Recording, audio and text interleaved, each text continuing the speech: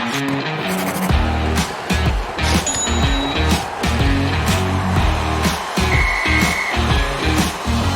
welcome to Fantasy Hockey Picks and Bets here on the Mayo Media Network, presented as always by Prize Picks. I'm Matt Moody, joined by DJ Mitchell, and we're going to talk a little bit about Tuesday's one game in the NHL.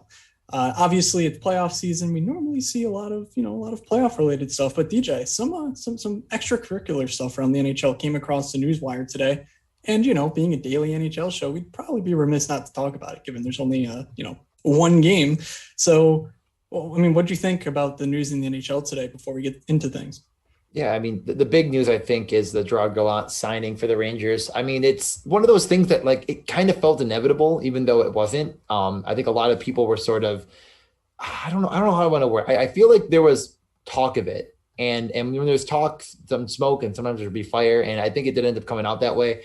I think it's exciting for Rangers fans. He's kind of been a coach that can be a quick fix. Maybe he can actually hold on and stay for a little bit of a longevity there. What's been the Rangers' problem, Matt? Let's name the top three problems, or maybe even just two problems that they've had.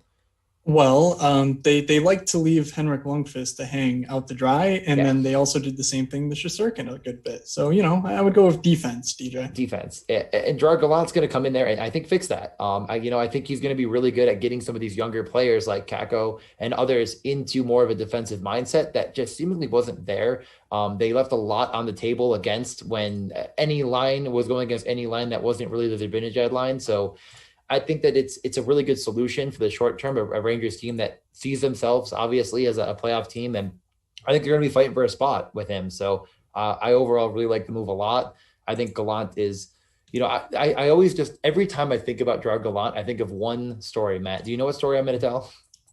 Is it the cab? It's the cab. Yeah. Florida Panthers let him go on the road and didn't even get him a ride to the airport. I think of that story, and I just want that guy to hold a cup above his head. So, Matt, is there anything you want to add to that news for today? I don't. Gallant seemed to have a good track record. Had the rug kind of taken out from under him, and Pete DeBoer, maybe it was a smart move because now we see Vegas playing in Game 1. If the semifinals, I can't say the Western Conference Finals, of the semifinals as we are recording this. So it's sort of, one of those things where, he kind of got a raw deal, but also, happy to see that it seems like he's a good coach, and maybe the Rangers take a step forward because of this. And I'm all for that. I'm all for good teams with talent, becoming league powerhouses rather than, a team like the, say, Montreal Canadiens, who doesn't quite have as much talent, or the New York Islanders to some extent, but, we'll definitely dive into that a bit more.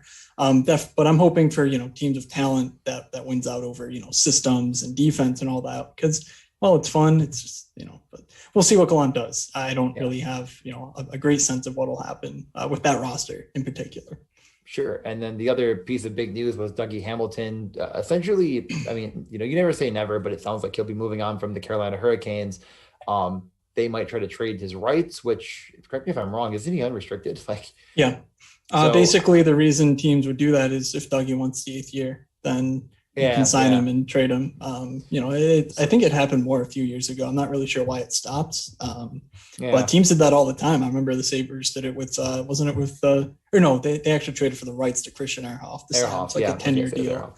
It was really, really, really smart. I love that deal. I think they're still paying him. It's so stupid. But why buy him out? He was so cheap. Even if he was bad, if it wasn't that bad, look at where it got us. We're nowhere. Anyway. That's not important. Dougie, if he walks, this also could be a ploy of look, we know that the market's going to be terrible. We haven't really seen, probably the other comparable to him is a Taylor Hall, and they just got knocked out too. So maybe something similar happens where it's look, the market's the market, and with the flat cap, with everything going on, teams are not looking to shell out. Look at what Tyler Toffoli got for agency last year. It might not be there. And maybe this is sort of hey, let's get ahead of things, figure out where we're at before the expansion draft, and then play it from there. So I'm not convinced Dougie's gone, but certainly interesting nonetheless, and definitely a major piece could be on the move if he doesn't re-up. Maybe the most fantasy relevant defenseman this year and going forward for at least a few more. But with all of that being said, one thing I did want to get to But first off, we should get to the title sponsor, but let's do that first. I do want to hear more about Prize Picks if you know anything about it yourself, Matt. I've heard know a bit.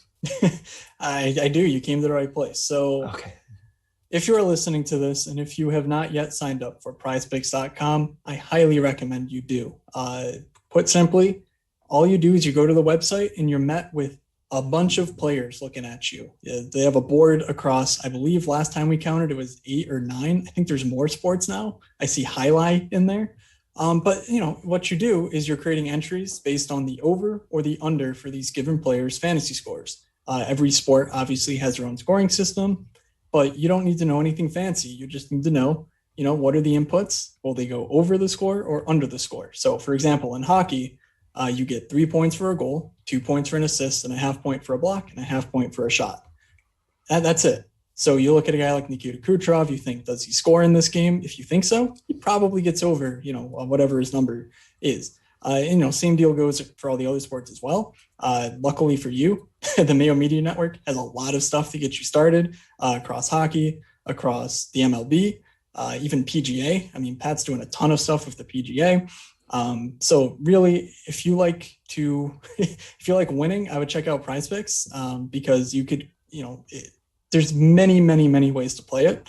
So when you head over to prizepicks.com, use promo code MMN when you sign up. What you'll get is up to a $100 match deposit bonus.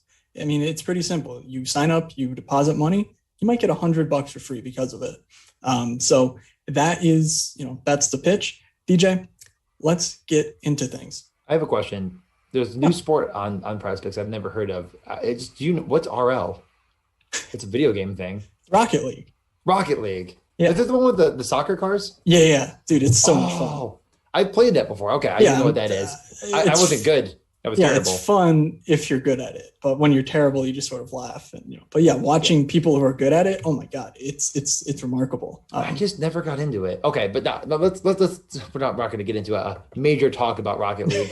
What I wanted to talk about at the beginning is something that we talked about the last time we recorded a show, which was the Morning Skate podcast preview to the both playoff series, that I just want to touch on here as well. And one thing that you said that I thought was really, really sharp, and if you listen to the entire podcast, you heard it towards the end. Well, you're talking about 2-game slates, which is what we're going to see every night. Do you want to just recap that really quickly? Because I think for people that are playing, or maybe you're thinking, I don't know if I want to play the showdowns, and you can still play the 2-game slates. And I think those are a lot of fun. So Matt, give us what you said before. Sure. So basically, if you're tuning into this for the bets part of it, we'll get to that. But also, there's a whole ecosystem, for example, on DraftKings where, you're playing fantasy, of course, that's where the picks come in. And for the playoffs, the NHL typically focuses more on the showdown slates, the single game, they're all done in a day. But they also have some decently sized contests. They're honestly not as big as I thought they would be, but they're, decent sized. And what they do is they cut across both game days. So, for example, on Monday night, there's a 2-game set that includes game 1 of Vegas Montreal and then game 2 of the Islanders of Tampa. And so basically, if you play that, what you'll notice right away is, at least in the years past, it's been like this, is that the players who play this contest want to play the guys in the game tonight. Like they never say, I want to play tomorrow's. So if you're playing the 2-game slates on DraftKings, I highly suggest, finding ways to sort of stack up on the later game. Because even if you think that the game tonight is higher scoring, then you can just sort of play that in the next round tomorrow when, that 2-game set starts and you stack the later game.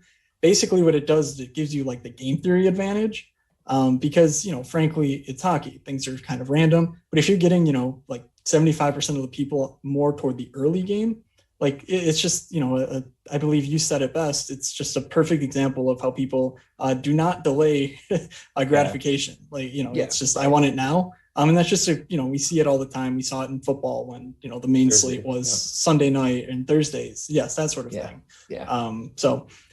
Just a quick thing to sort of lead it off with if you found it useful, but hopefully, anyone out there grinding these DraftKings slates also finds it useful as well. Definitely. All right, now let's get to the one game, the big game, the Islanders at Tampa, it's a rematch of Sunday night. I think anyone, well, not really night, 3 p.m. Eastern time start, but I really do think that this game is, I think it's the marquee matchup as far as, just between the two games. I think this has a lot more intrigue, at least to me. I said on the Morning Skate podcast, I was predicting a 5-game Tampa win. That's looking very not likely. I think you gave the Islanders a lot more credit. I'm pretty sure you took Tampa in 7, correct? I took the Islanders in 7. Islanders in 7. Gave me more credit than I thought.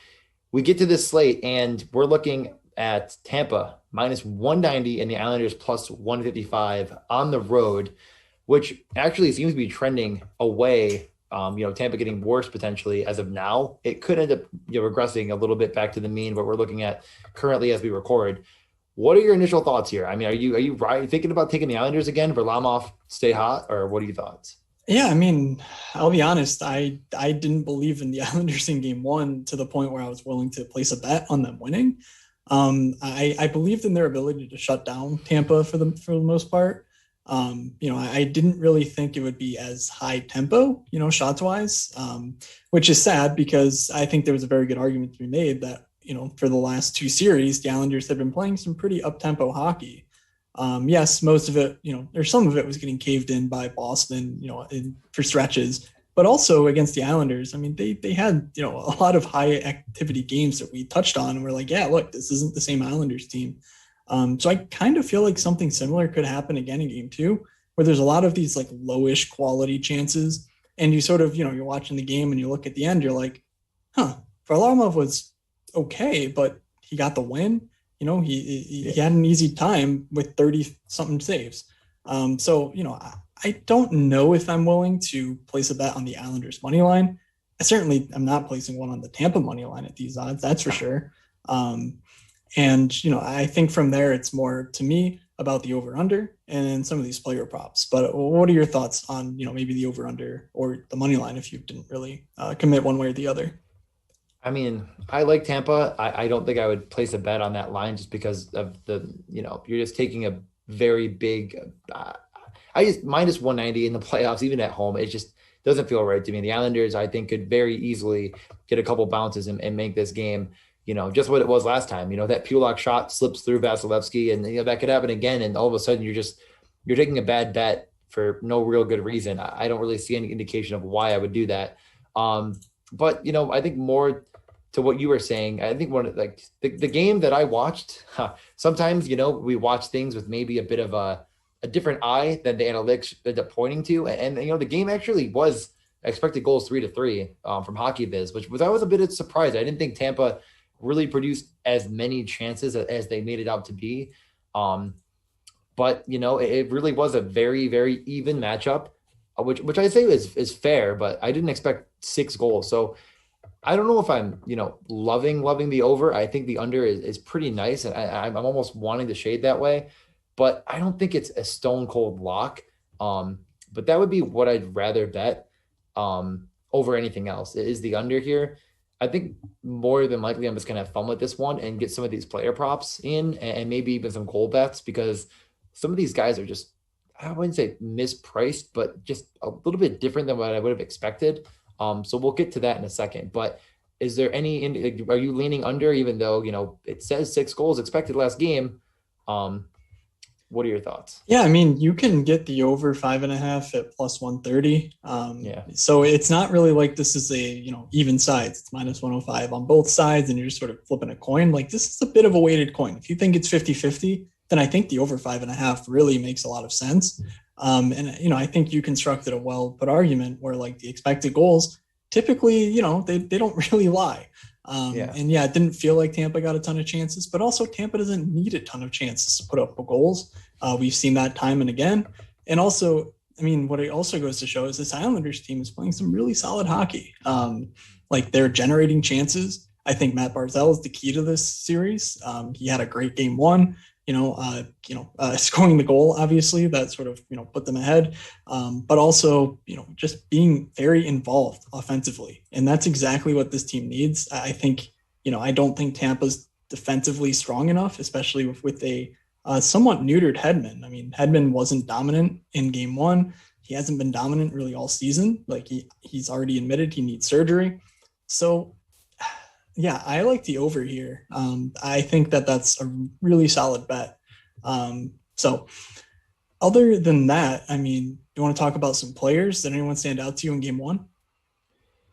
I mean, I think that the couple of the odds that I like the most are Stamkos plus 190. That seems a little bit off to me just because The he did score? seem to the score. Yeah. I do think he was probably the most active guy in the power play still, even though there wasn't always him firing it. They were nervous about it the whole time. And he did have I believe he took, let me look here. I think no, it was probably he missed the net on the right at the end there. He missed the net, but I do think they're going to be setting him up in his corner. It seemed like they were trying to maybe not overboard them with that and try to get that to try to trick him with Kucherov and then try to what they really looked like they were trying to do was get a tip, like a tip pass in front, and it just didn't work. So I wonder if they're going to go back to the well of just firing pucks from Stamkos and Kucherov, which I think will work a little bit better. Than what they did in the last game. So I'm excited to see a guy like Stamkos at this pricing. He's still seeing the minutes. Granted, not crazy. They Yeah, I mean, killed a lot of penalties, which kind of hurt his upside.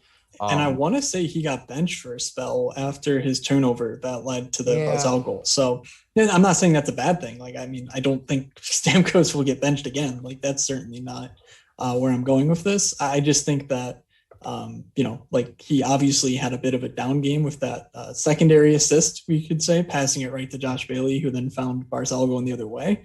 But yeah, Stamkos is still going to fire. He's still in that premier power play role. And yeah, plus 190 seems, pretty solid to me. On the other end of things, I mean, Beauvillier had a game. Like he led the team in expected goals. He had 5 shot attempts. I think that's a perfectly fine thing to chase. He's plus 255 right now. And then the other thing I'll say is the same thing I said, for the last little bit. Jordan Eberle, for the role he's at, is just way underpriced. Plus 325 for him to score a goal, playing alongside Matt Barzal, who seems to be at, full strength, like, peak Barzal.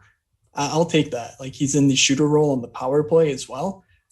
We saw their power play struggle in the first period. They got a few good looks, I believe, on their last opportunity. So I'm hoping, maybe they were struggling a bit and then they've, solved it, figured out how to enter the zone with possession for once. So yeah, I think there's a lot of, good ways to go on the Islanders, but those are definitely my favorite two. We haven't seen shot props yet, but given where they've been, all postseason, I think both Eberle and Beauvillier make for, really strong shot props as well. Right. I mean, is there one guy in Tampa? Because no one really on Tampa individually lit the house on fire that you'd expect at least, or at least he's probably going to have a prop. So is there one guy that you're considering going to the well with?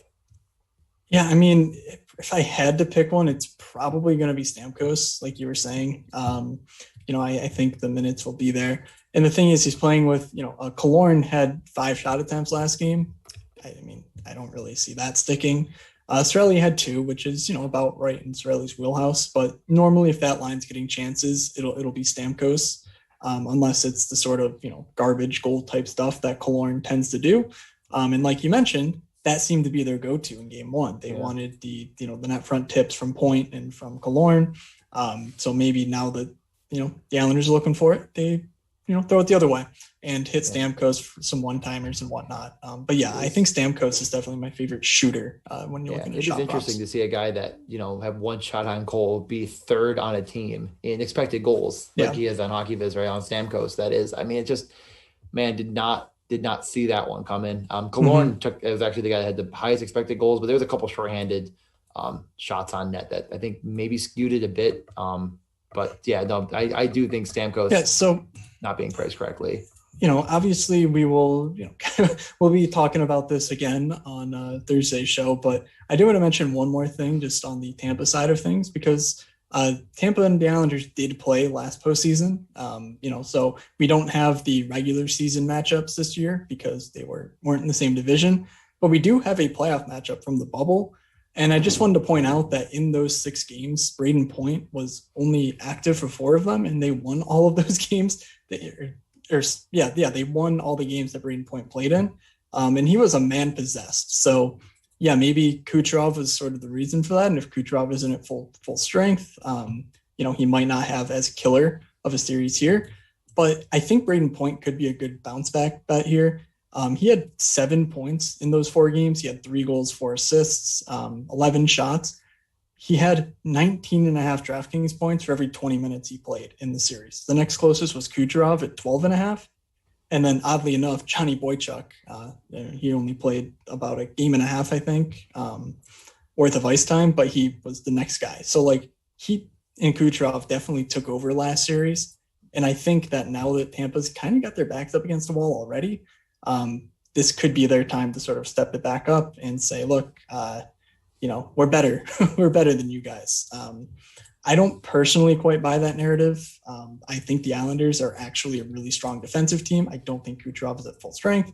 But Kucherov still leads the playoffs in points. So what do I know? Yeah, no, it's was not his best first game out, but I do kind of like the idea of if you're playing a showdown to maybe captain Stamkos to still get a piece of Kucherov in there. And I honestly, I think you could fit Point in and then take a good punt and make the lineup work. Is there anything that you're kind of thinking about for showdown slates right now that you're kind of toying with the idea of at least? Yeah, so something I was looking for was, obviously the price of Eberle because he was so cheap the last time out. They did hike him up a good bit. He went from about 6,200 up to today. He is going to be a 7K. Okay, so he went down a couple hundred again. But in any case, he's sort of a guy that I'm, peering at least. I think Cal Palmieri at 6,000 is definitely more of your, he's probably not hitting the 5-shot bonus, but he's, been a really good goal scorer in the playoffs so far. So I think if he gets on the board, he makes for a great play, even if not as a captain. And then sort of the other guys, like obviously the top end's the top end. Like, you have your goalies, you can play both of them and not feel too bad about it. But as far as cheap guys to make it work, Casey Cizikas is just still chilling at 2K. And look, I don't like the player, but he's playing a defensive role. He's, killing penalties so he can get the block shots. And like you said, I believe you said it while we were live, he was out there at the end of the game, like with the empty net. And that's, that's how you get there sometimes with these punt guys. You just get an empty netter. So 2K Casey Cizikas is not terrible. So yeah, that's really the one cheap guy I would go with. Ross Colton, 8 minutes, Avi goal. I'm not even sure why we're. That's true. I think the hope and a prayer is that somehow Oliver Wahlstrom returns to the lineup. Although it's like he was back and they just didn't play him. Yeah, it was his birthday too. It was like his birthday. It was his birthday. Yep, I had a lineup in at 2:45 before the game started. It had a Wahlstrom in it because I'm like, look, there's no freaking way I'm fading this guy. I had both the goalies. I had Wahlstrom in, and then Wahlstrom didn't play. So I'm like, well, no, I can't do that. And then I just went like an idiot and played a bunch of Islanders forwards, which, I had Barzal, that worked, but none of the others did. So I still lost. That's fair. But very fair. Yeah. And I'm not expecting anything on the Tampa end, honestly. Any changes yet. Maybe after this game, we could see some weird, Palat or something like that, shifting lines. But for the time being, I'm not really projecting it. So I don't really want to spend a ton of time, waxing about what we think might happen or whatever. So anything else I think the last thing, I think Adam Pelech, the blocks, if you can get that, I think he'll return to form as far as his shots and blocks. I mean, he had, so many great games against Boston, and then he just has like the 2 blocks, no shots. I'm not sure that's gonna ride out. I mean, maybe they're really gonna try to put him in a more of a shutdown role, but I still think for blocks that could work out. I mean, he was out there a lot against that Kucherov line, which just wasn't firing. I think if you could get him at 1.5 or 2 blocks, I really do like it, especially 1.5. But I really think you're hoping in that scenario that Tampa turns on the Jets and starts firing pucks more, which I do think might be a bit of a talking point from them because they just didn't create enough offense with shots until late in the game. So anything else you wanted to add on that, or any thoughts on Pelech as a player in showdown or anything? Yeah, that? I have like a thought on it, which is basically that I think Pelech's fine. the thing with, it burned me because I had him on Sunday, but just sort of watching it made sense when you go against a team like Boston where they're firing from everywhere. Tampa's not exactly that same format. They're not a team that's just looking to hit a shin pad and bounce in ricochet. They're trying to pass it into the net. For them it works. Like they're really really really good at it. But the only reason I think that you could be really high on Pelech is because one, the obvious, upside game does exist. If he hits 3 blocks, like that's a free 7 points. But secondly, they're just not playing Noah Dobson when things get close. Yeah. So he will double shift, Pelech will double shift, and it's just sort of, they split up and they get a few extra minutes in that way. So I'm definitely not playing Noah Dobson myself. Some people do it for the power play, but I just can't do it when he's playing 11 minutes a night. And the same thing goes for the other series with a guy like Gustafsson, who's manning the top power play with no Jeff Petrie. It's just sort of like, what are we doing here? I don't know. Yeah, we're talking about pretty random players, but with all that being said, we can probably shut it. I think once you get to the Pelech talk, that's when it's time to shut it down. Definitely. Yeah.